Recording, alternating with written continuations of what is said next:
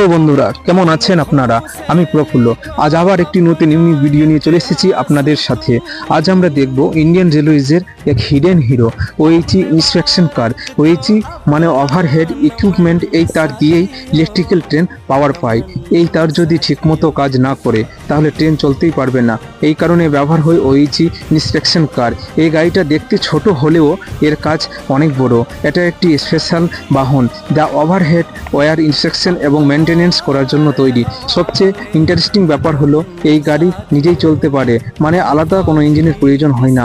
এই গাড়ির উপরে থাকে একটি ইন্সপেকশন প্ল্যাটফর্ম, যেখান থেকে রেলওয়ে স্টাফ সরাসরি ওয়্যার চেক করতে পারে। তারা দেখে ওয়্যার ঠিক আছে কি না, কোথাও ঢিলা হয় কি না, বা কোনো ড্যামেজ হয়েছে কি না।